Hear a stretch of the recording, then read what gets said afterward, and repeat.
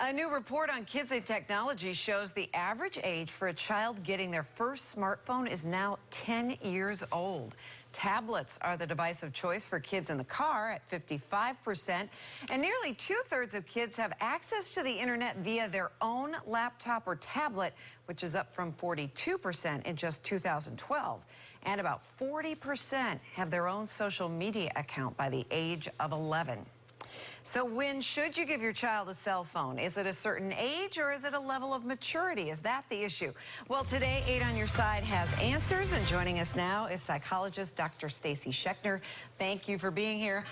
I just told you I have a 10-year-old daughter, and I've not given her a phone yet. That's one of the rules in my house. My son got his when he was 12. Yes. And you're saying even that's too young. Yeah, I'm proud of you for not giving your daughter at 10 years old a cell phone. She told me everyone has one, right? You know the old story, everybody has one? Yes. I checked. There are 5 kids in her class who don't. And you know what? If they all had them, I'd still be very proud of you for not giving it to her. It's absolutely not appropriate.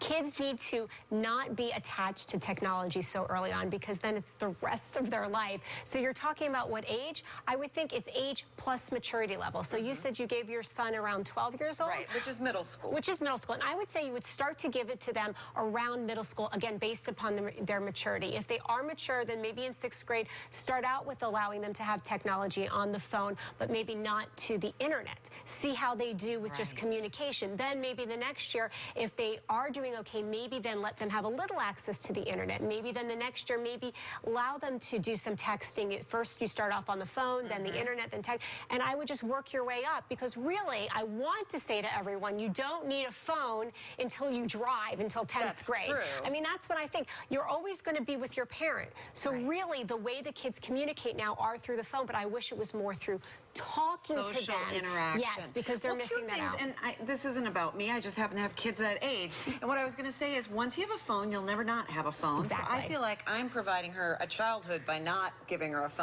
Yes. And secondly, even though I'm divorced, I'm on good terms with my ex-husband. Yes. So we communicate just fine without her having her own phone. And I work with a lot of families who are divorced, and I would say even if the kids are divorced, you need to learn how they can have a home phone, or they can talk to their mom or dad on your phone. They don't need to have a phone just because you're divorced. It's a burden to have a phone. Absolutely. But parents always say, well, what am I going to do if I'm running late to school? Well, what did we used to do? You call the school. Or what if my kid is sick at school? Well, they can go to the nurse.